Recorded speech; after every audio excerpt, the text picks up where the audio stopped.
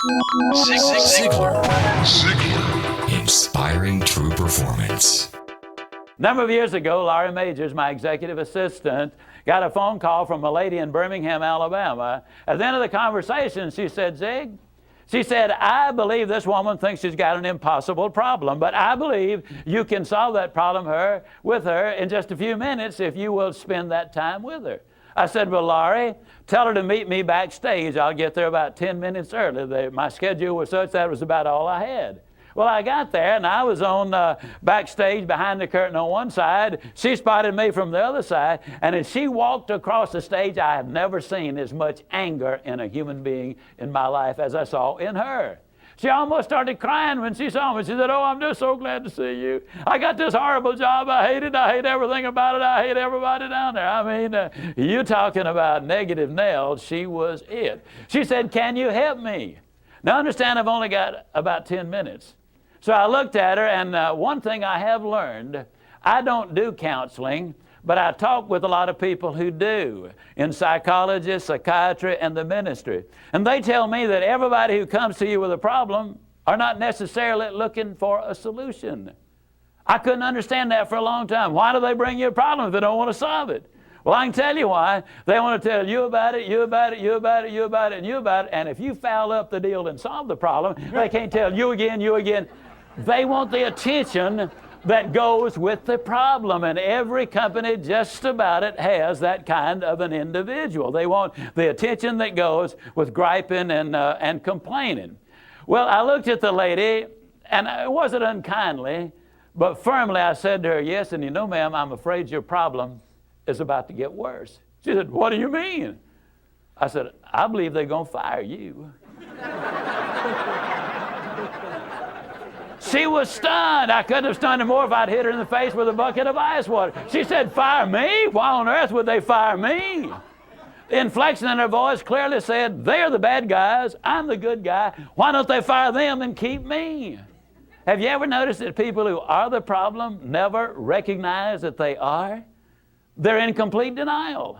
They think denial is just a river in Egypt. Why would they fire me? I said, ma'am, I don't believe there's a company in America big enough to contain this much poison in one small spot. Have you ever noticed that when somebody is about to lose something they've been complaining about, whether it's a car, a home, a mate, a job, or whatever, when all of a sudden it appears they're going to lose them, it takes on brand new value. She looked at me and said, well, what can I do? I said, do you really want to know? She said, yes, I do. That's the reason I came to see you. I came looking for help, but you sure haven't been any help so far. I said, well, ma'am, I've got an idea, and I will absolutely guarantee you it positively, definitely, absolutely will work if you will just do it. She said, I'll try anything within reason. I said, okay, when you get home tonight, all of your household tasks are complete. It's bedtime. Get off in a room right by yourself. Get a sheet of paper out, and at the top of it write, I like my job because. She interrupted me. She said, that'll be easy. I don't like nothing about that job. Don't like nothing about those people down there. And I said, well, just as a matter of curiosity, do you work there for benevolent reasons, or do they pay you for working there? She said, well, I got to confess, they pay me. And I said, and you don't like to be paid? Oh, she said, yes, I do. I said, okay, tell you what you do. Open your notebook right now. We'll start our list of the things you like about your job. They pay you for working there, and you do like it, don't you? She said, absolutely. But she just stood there. I said, no, open your notebook now, and we'll get busy on the list. She just stood there. I said, ma'am, let me tell you what my experience in life has been. I've discovered that in 100% of the cases, no exceptions, people who won't take step number one never take step number two. You see, she had come to me with an impossible dream. Her dream was that nice Mr. Ziglar was going to solve all of her problems, and she would live happily ever after. Well, folks, I got news for you. I can't solve her problems. I can't solve your problems.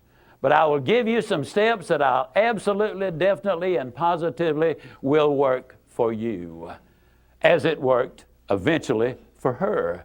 I said, well, ma'am, let me tell you something. Unless you're willing to take step number one right now, it's been nice talking with you. She angrily opened her notebook. Before we got through, there were 22 things she liked about her job. Not only did they pay her for working there, they paid her above average. She had 3 weeks vacation with pay. She had a retirement program. She was in on profit sharing. She had health insurance, life insurance, and accident insurance. She lived less than 10 minutes from home. She was in on management decisions. The company sent her to 3 seminars a year to be paid for. She had her own private office and parking place. 22 things that she liked about her job. Now I said, ma'am, when you get home tonight, everything is finished. Get off in a room right by yourself. Close the doors, change one word from I like my job to I love my job. Get in front of that mirror, and folks, I cannot say this strongly enough, but I'm going to try. The eyes are the windows of the soul. Look yourself in the eye, and with excitement and enthusiasm, say, I love my job because they pay me for working there. I love my job because they pay me above average for working there. I love my job because I have a wonderful insurance program. I love my job before every one of the statements. You will sleep better that night. You see, there's something hidden in what I'm saying to you now. When she says, I like my job, she's really saying, I'm grateful for my job. And of all of the emotions we can have, according to Hans Selye, the #1 stress specialist in America, the healthiest of all human emotions is gratitude. I said, you go down that list. I like my job. I love my job, rather. That is a way of gratitude. You'll sleep better the first night. Tomorrow morning, when you get up, get back in front of the mirror just before you go to work. Get back in front of the mirror and repeat the process again with excitement and enthusiasm. I love my job because, and take the list with you. Because the reality is, you see, you will have started to change from a fault finder to a good finder. Some people do really find fault like there's a reward for it. They really do. Take the list with you, and you will be able to add to that list, absolutely guaranteed. Do this every morning and every night, and you will have an astonishing recovery from this advanced case of stinking thinking. Now, I didn't say that to her, but I'm saying it to you. That's what it was. It was an advanced case of stinking thinking. Well, 6 weeks later, I was back in Birmingham, Alabama. I was doing a follow-up sales seminar. Now, the lady was not in sales, but she had been listening to my tapes. She had been listening to Automobile University, and she had discovered that everybody sells. Everybody who will ever hear this is in selling. Whether you're a school teacher, a civil service worker, a military personnel, an executive secretary, it doesn't make any difference what you do, you sell every day of your life. There she was at the sales seminar, seated on the front row, grinning so wide she could have eaten a banana sideways. I'm telling you, you're talking about somebody that was excited. She was turned on. I said, well, how you doing? She grinned even more broadly and said, Mr. Ziglar, I'm doing wonderfully well. And thank you for asking. She said, you cannot believe how much those people down there have changed.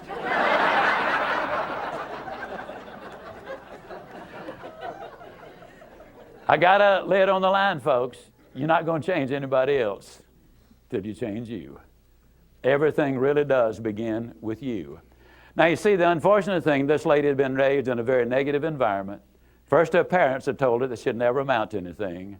They had said, you know, you're always late, you're always sloppy. Why can't you be like your brother or your sister or whatever? When she got married, her husband had continued it. And so her self-talk had become completely negative. Everything that she said about herself was negative. Like Dad said, I'll never amount to anything. Or like my husband says, I can't do anything right. But when she started changing the input, then some radical changes took place. Ziglar. Inspiring true performance.